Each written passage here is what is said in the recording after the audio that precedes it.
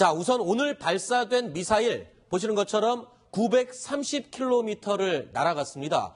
오늘 발사한 미사일, 자, 이 미사일을 두고 ICBM 발사에 성공한 것이다라고 주장을 하고 있는데 신은균 대표님 어떻습니까? 어떤 부분에서 ICBM을 성공했다고 주장하는 것인가요?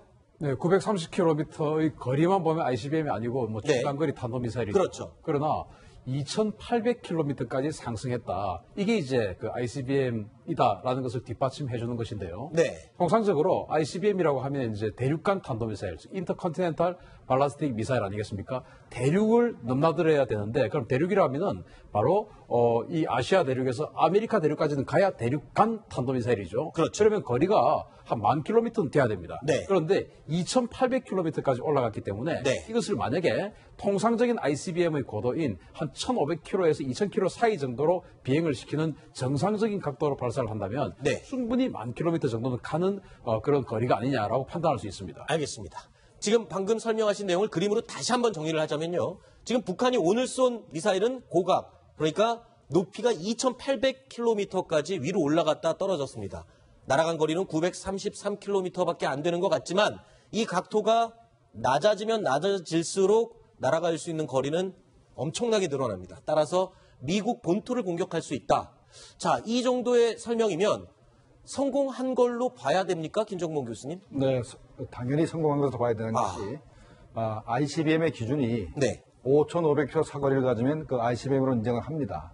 그러니까 현재 요번에 쏜 것은 통상 그 대륙간 탄도탄은 1,000km에서 1,500km까지밖에 안 올라갑니다. 네. 통상 한 1,200km 얘기를 하는데 2,800km까지 올렸거든요. 네. 그래서 저걸 갖다가 만약에 그 정상적인 박사갈도로 쐈다면 한 뭐 10,000km에서 네. 뭐 12,000km 정도는 날아간다고 이제 봐야 됩니다. 그리고 이게 지난번에 화성 12형을 쐈을 때는 네. 고도가 2,111km, 그다음에 사거리가 783km였습니다. 네. 그리고 비행 시간이 30분이었는데 이번에는 39분이라고 북한이 발표를 했습니다.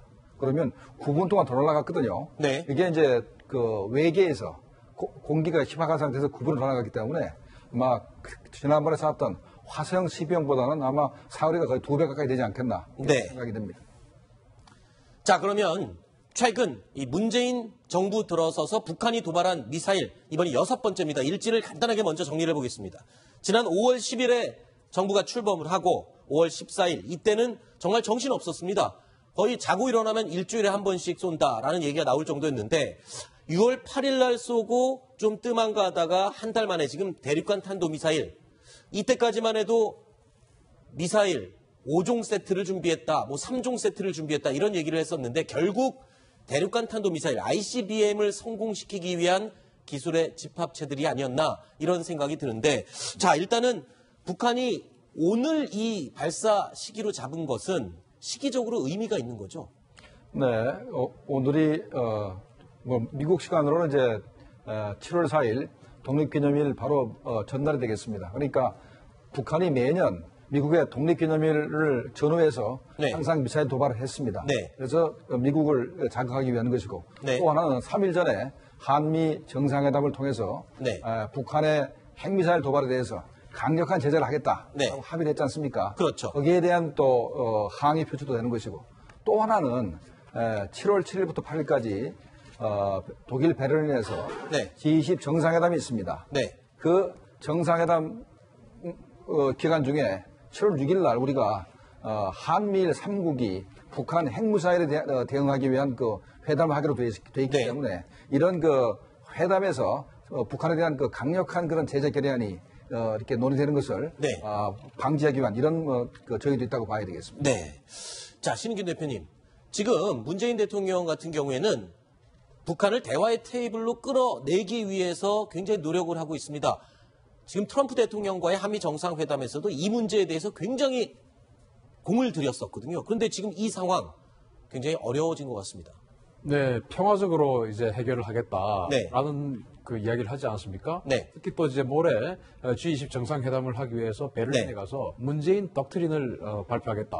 네. 거기에는 이제 한반도 평화 체제에 대한 아주 그 구체적인 로드맵이 담겨 있을 예정이었는데 네. 그 직전에 이런 그 대륙간 탄도 미사일을 발사를 했다라고 하는 것은 한반도 평화 체제가 아니고 한반도가 전쟁의 어떤 그 구렁텅이로 지금 빠져들 가능성도 없지 않아 있다라고 생각됩니다. 왜냐하면 미국은 지난 그 작년 9월 9일 날 있었던 그 북한의 5차 핵실험 이후에 미국 조야에서는 북한이 미국을 향해서 핵으로 선제 공격할 수 있는 가능성이 있다면 미국은 자위권 차원에서 미리 선제 공격해야 한다라는 그 마이클 멀린 합참 의장의 이야기를 도화선으로 해서 지금까지 이제 쭉 여론 형성이 되어 와서 당연히 그래야 한다라고 지금 인식이 공유하고 있습니다.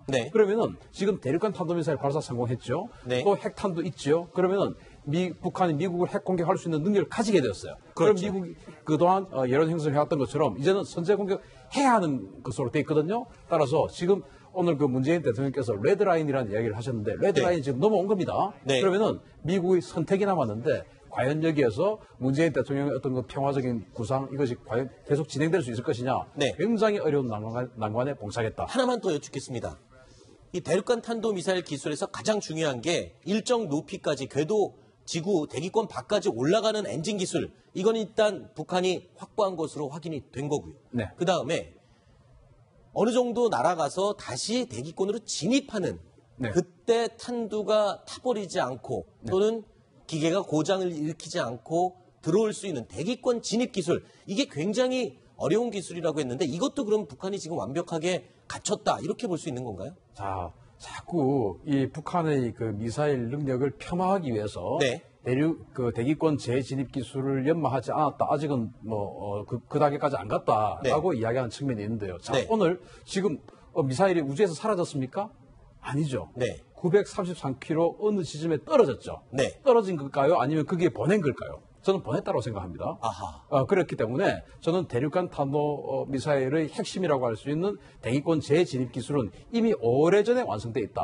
왜냐하면 그 80km가 넘는 우주로 봐요. 그런데 노동 미사일만 해도 150km 이상의 고도를 넘나듭니다. 따라서 대기권 재진입 기술은 이미 오래전에 완성돼 있는 것이고 그게 오늘 그것을 한 번 더 보여준 것이다라고 거기다가 지금 방금 보냈다라고 말씀하셨는데 김정봉 교수님께서 항상 말씀하신 게 있었습니다.